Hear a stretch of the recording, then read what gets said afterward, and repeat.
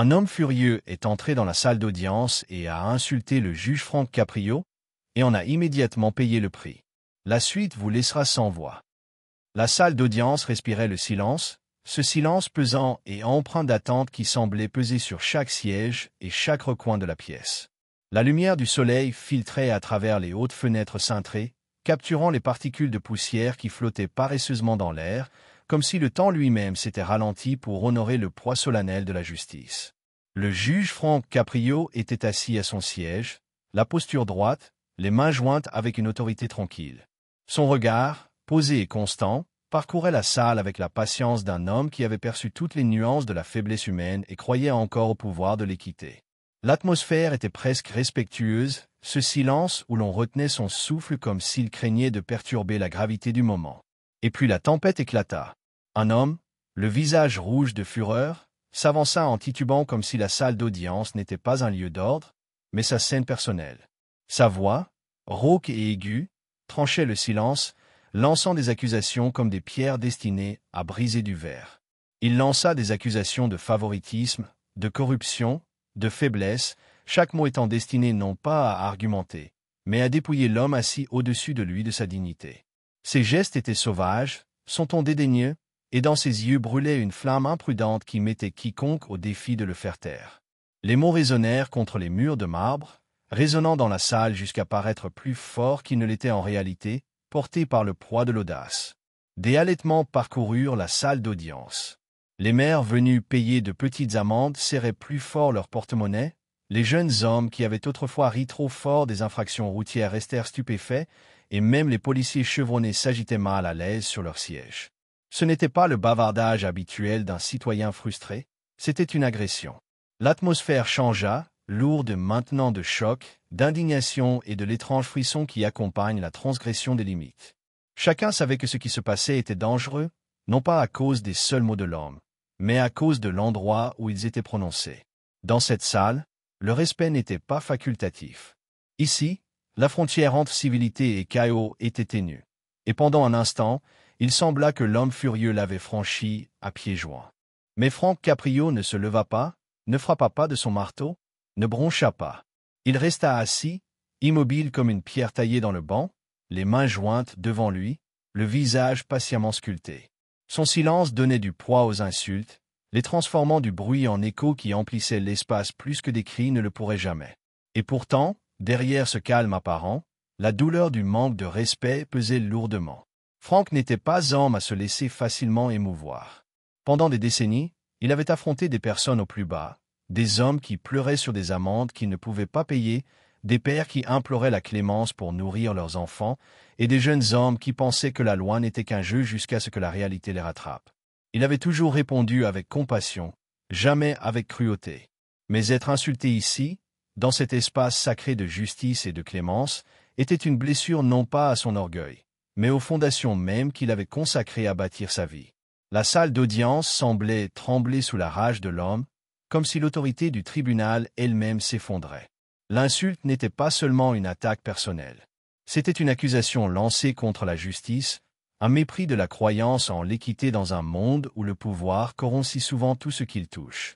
C'était le genre de défi qui, s'il n'était pas maîtrisé, pouvait se propager comme une moisissure, enhardissant les autres à croire que le respect, la loi, pouvait être bafoué, qu'un homme qui avait consacré sa vie à la clémence n'était qu'une cible de dérision. Frank savait cette vérité, même en gardant le silence, même si la voix de l'homme raclait les murs et laissait des cicatrices invisibles. Et puis la fureur s'est éteinte. L'homme, la poitrine haletante sous la force de sa tirade, s'est affalé sur son siège, un sourire narquois plaqué au visage. Son regard parcourut la salle, s'attardant sur la foule surprise, la défiant de s'opposer à lui, puis se tournant finalement vers le juge avec la satisfaction béate d'un homme convaincu d'avoir gagné. Pour lui, l'insulte était une victoire, l'occasion de prouver que la robe et le banc pouvaient être réduits face à la défiance.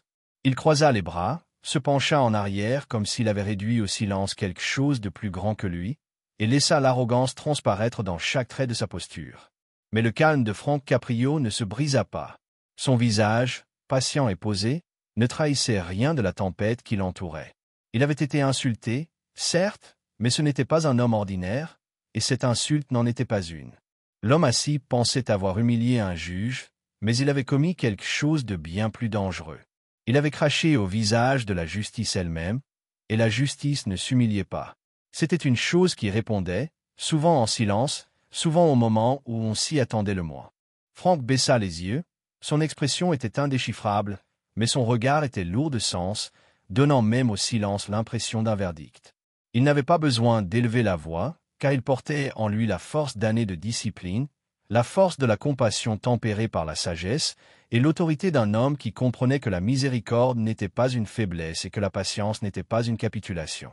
Son calme n'était pas une soumission. C'était un avertissement. Derrière lui se cachait quelque chose de bien plus grand que la colère, une force constante et inébranlable, attendant son heure. L'homme assis sur le siège ne le comprendrait pas encore, tant que son sourire narquois se courbait encore au coin de ses lèvres et que son orgueil le protégeait encore de la peur. Mais le moment avait déjà commencé à tourner. Dans son arrogance, il avait gravé son propre jugement dans les murs de la chambre, gravant sa chute à chaque insulte qu'il avait proférée. Frank le savait avec la lucidité de l'expérience. Quand les hommes outrepassent leurs limites, quand ils narguent le système même qui les tient, ils se croient toujours intouchables, jusqu'à ce que le poids de la vérité s'abatte. Le silence revint à la chambre, mais ce n'était plus celui du recueillement. C'était le silence avant qu'une tempête éclate, avant que le marteau ne s'abatte, avant que la justice ne se révèle non pas comme une idée abstraite, mais comme une force vivante et respirante. Dans ce silence, tandis que l'homme s'adossait à son siège, croyant le combat terminé, Frank s'assit avec la patience de quelqu'un qui comprenait que l'arrogance a toujours son prix. Et bien assez tôt, l'homme apprendrait que lorsqu'on manque de respect à la justice trouve toujours un moyen de réagir. L'atmosphère dans la salle d'audience changea après la tirade de l'homme, non plus sous le choc, mais avec un profond malaise qui pesait sur chaque personne assise dans la galerie. Son éclat aurait dû le laisser exposé et vulnérable, un homme qui avait dépassé les bornes. Mais au lieu de cela, sa confiance ne fit que grandir. Il se renversa dans son fauteuil, son sourire narquois s'étirant comme de la fumée, sa posture décontractée comme s'il mettait quiconque au défi de le défier. Ce n'était pas l'attitude d'un imbécile téméraire qui avait perdu le contrôle. C'était celle d'un homme qui se croyait protégé, un homme qui pensait qu'aucune loi ne pouvait l'atteindre. La tension dans l'air ne tenait plus à ce qu'il avait dit, mais à ce que chacun réalisait silencieusement. Il n'avait pas peur, et il y avait une raison à cela. Des murmures commencèrent à parcourir la galerie comme des ondulations sur un étang calme.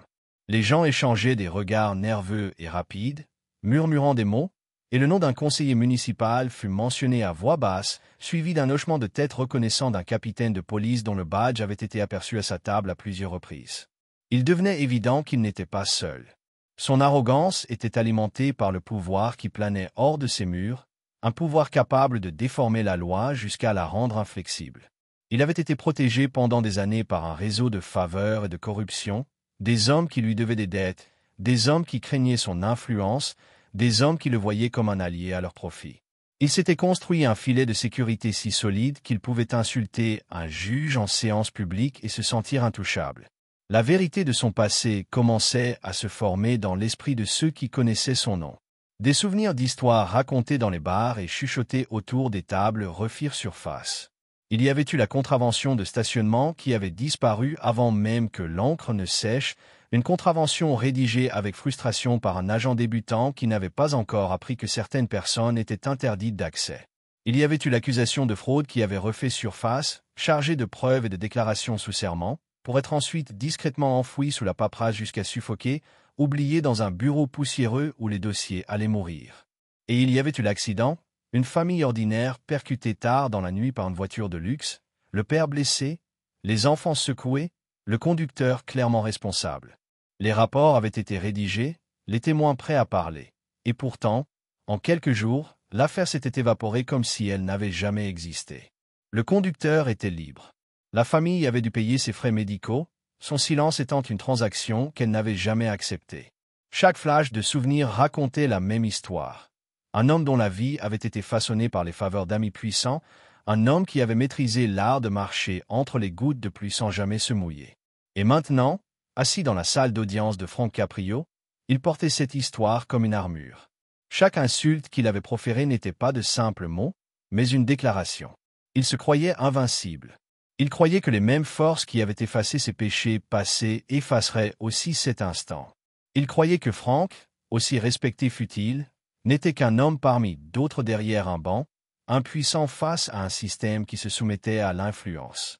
Frank Caprio l'observait attentivement. Il avait déjà vu des hommes comme celui-là, des hommes qui prenaient l'arrogance pour la force, qui prenaient la peur pour la loyauté, qui pensaient pouvoir survivre à la vérité en l'ensevelissant sous un pouvoir suffisant. Le visage du juge restait calme, mais ses pensées intérieures étaient stables, tranchant le brouillard de l'arrogance comme une lame. C'était différent des petits éclats de voix de citoyens frustrés ou des excuses répétées de ceux qui cherchaient à échapper à leurs responsabilités. C'était quelque chose de plus sombre. L'insulte n'était pas seulement du bruit, c'était une preuve. La preuve d'un homme si sûr de sa protection qu'il avait révélé, sans le vouloir, tout le réseau de corruption qui le retenait. Dans la salle d'audience, la galerie se déplaçait avec inquiétude. Les hommes qui avaient autrefois ri de l'audace de l'homme regardaient maintenant le banc avec incertitude. Certains détournaient le regard, mal à l'aise à l'idée que la justice elle-même était bafouée. Les officiers postés près de la porte se raidirent, conscients que ce qui avait commencé comme une simple audience s'était transformé en quelque chose de bien plus vaste.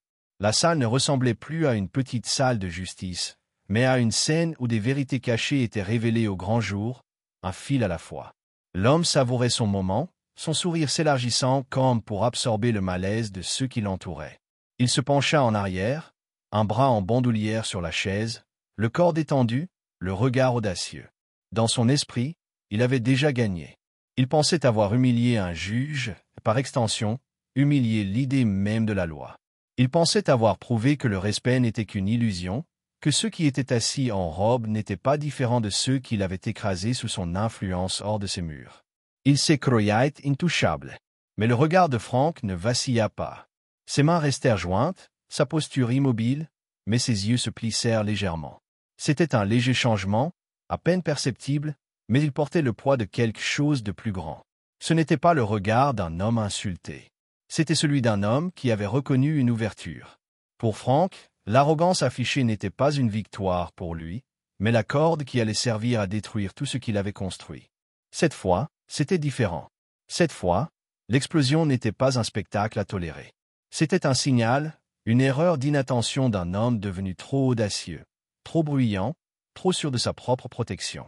Et Frank savait par expérience que l'arrogance finit toujours par exagérer, laissant toujours des brèches où la vérité peut percer. Cette fois, l'insulte lui avait valu plus qu'un manque de respect. Elle lui avait donné la clé pour révéler la corruption qui prospérait dans l'ombre depuis des années. La salle d'audience resta silencieuse, l'air lourd du poids de ce qui venait de se dérouler. L'homme se renversa en arrière avec son sourire suffisant, persuadé d'avoir réduit au silence l'autorité elle-même, tandis que le regard perçant et posé de Frank Caprio trahissait une toute autre histoire. Le véritable procès allait à peine commencer, et l'homme ignorait totalement ce qui allait suivre.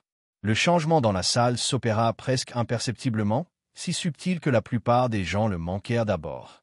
Le juge Frank Caprio resta assis dans son immobilité silencieuse et digne, sa robe tombant en plis nets sur ses épaules, l'air calme comme toujours. Mais il prit alors la parole, d'une voix basse et posée, d'une voix qui n'avait pas besoin de marteau pour capter l'attention. Il posa une question simple, mais suffisamment tranchante pour ébranler l'assurance de l'homme comme une lame. Souhaitait-il s'expliquer sur son passé sous serment?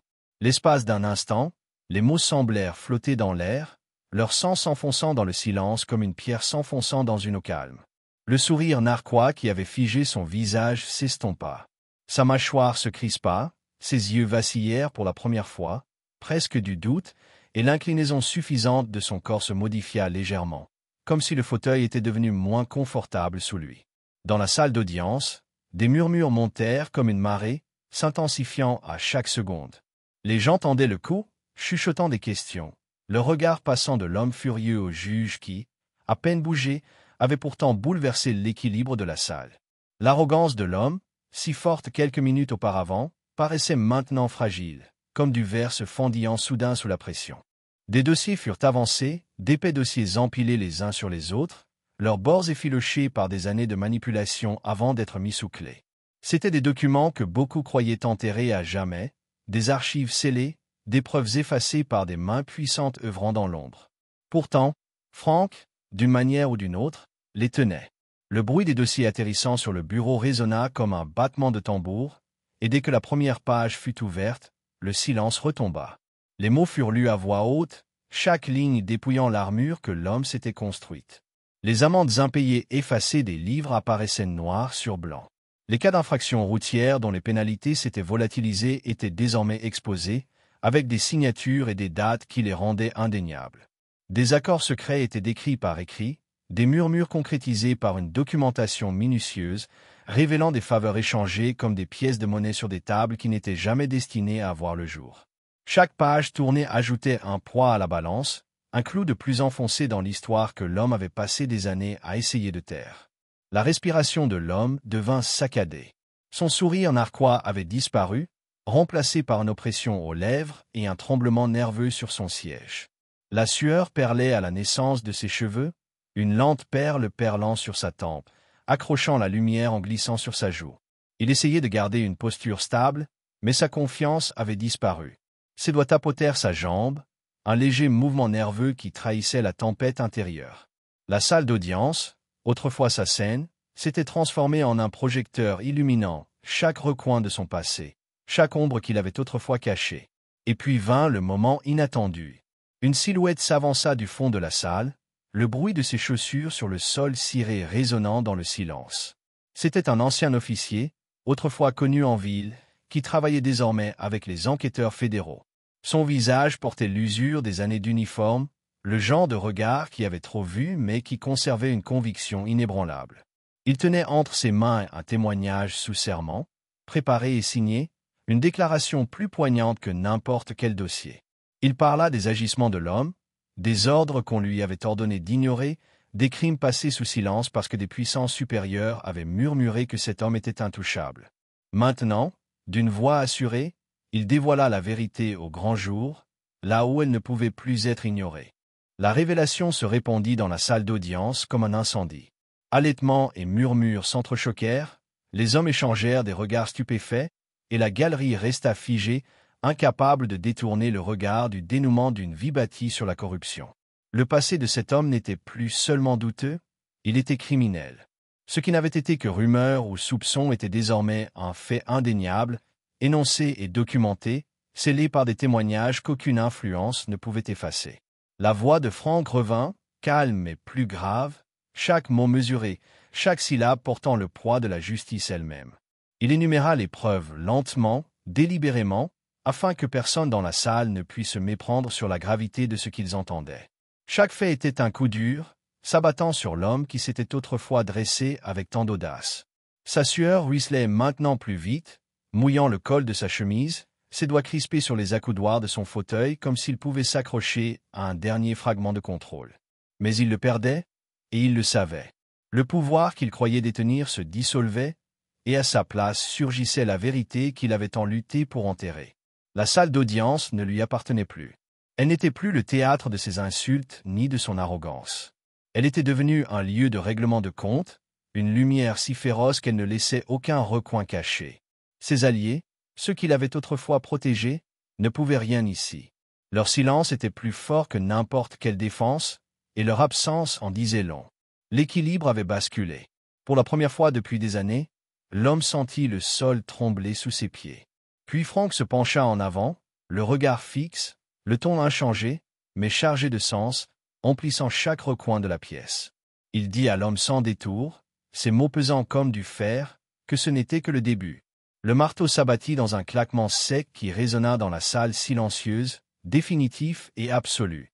L'homme furieux qui s'était moqué de Franck Caprio se tenait maintenant tremblant, sa posture non plus audacieuse mais brisée, comme si le poids de la salle d'audience pesait sur ses épaules.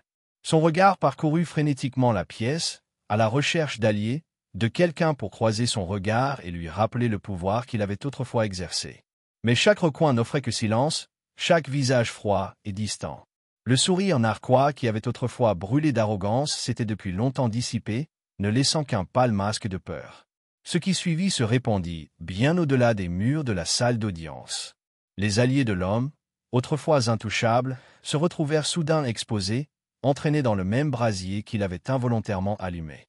Les officiers qui avaient troqué leur faveur contre le silence furent déchus de leurs insignes devant les communautés, même qu'ils avaient autrefois régné.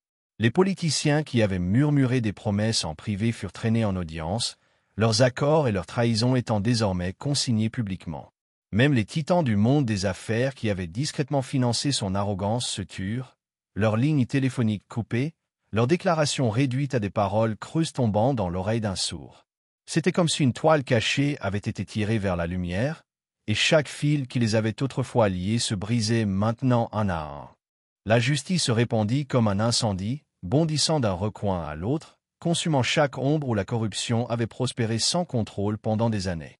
Aucune fonction n'était trop sûre, aucun titre trop puissant pour résister à l'incendie.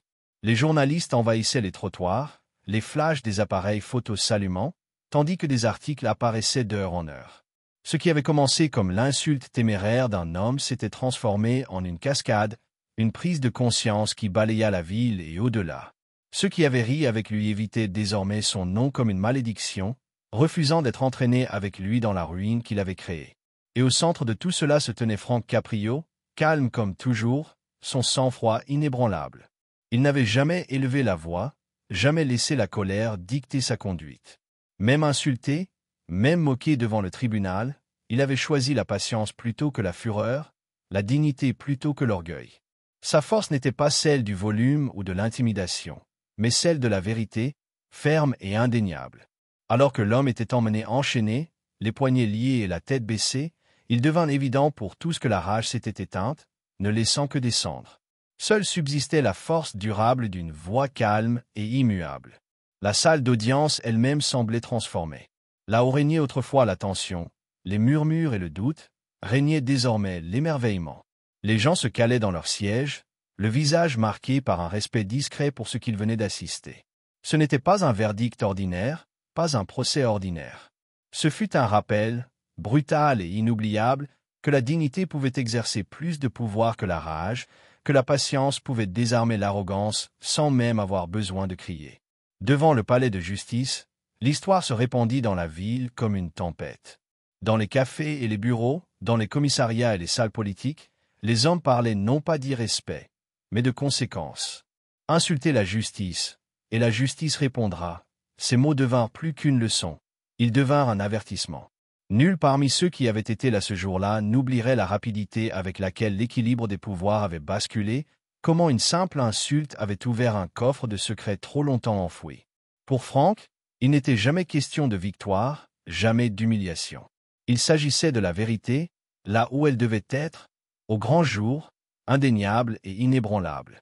Et tandis que la foule se dispersait, tandis que l'homme qui se croyait autrefois intouchable disparaissait derrière les portes qui se fermaient, enchaîné, le message persistait dans l'air, lourd et inoubliable.